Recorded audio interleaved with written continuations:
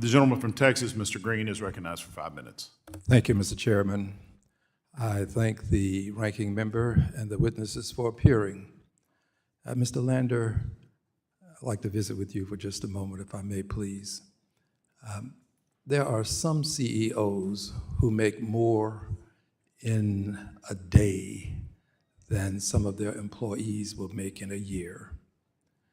There seems to be a belief among many that those who are wealthy need more to do more, and the poor can do more with less.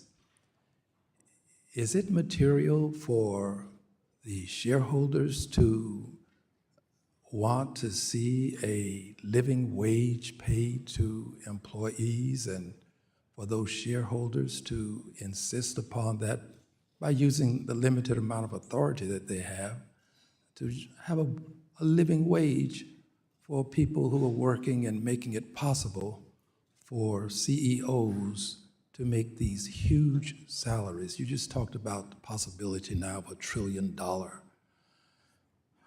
That's $1 trillion salary. I mean, that's more than the mind can imagine. Your thoughts, please. Yeah. So I'll start from the people whose money I'm managing and who I represent. They are teachers and school crossing guards and secretaries and public hospital nurses and cops and firefighters and sanitation workers, like hard-working people who, largely because they organized in a union, secured retirement security. They're not making a lot of money every year, but we guarantee them this retirement security. So they're paying attention to how their money is invested. And what they mostly have the right to from me and as fiduciary duty is to make sure that it's invested well with good risk-adjusted returns. They know that companies will do better if those companies have good workforce management and live up to their own policies. So many of the companies that we invest in have policies that they respect the rights of those workers to organize a union, to seek to bargain collectively, and to have good workforce management practices.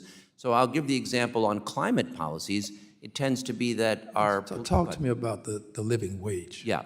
Well, what I was going to say there is all 5 of our funds, including the police pension fund and the firefighter pension fund, often vote for shareholder proposals asking companies, as they did at Starbucks, where we brought a proposal. We had heard that there were issues of workforce management, refusal to allow people to organize and bargain collectively.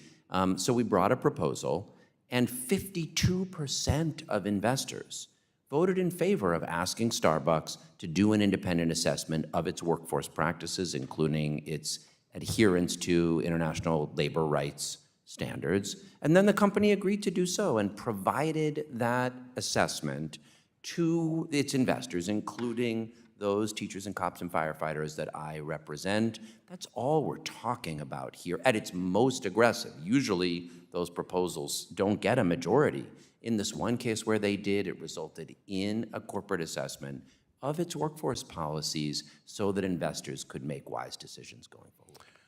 I'm going to take it that you believe that it is acceptable for the shareholders to push inquiries that would lead to a living wage being paid to workers.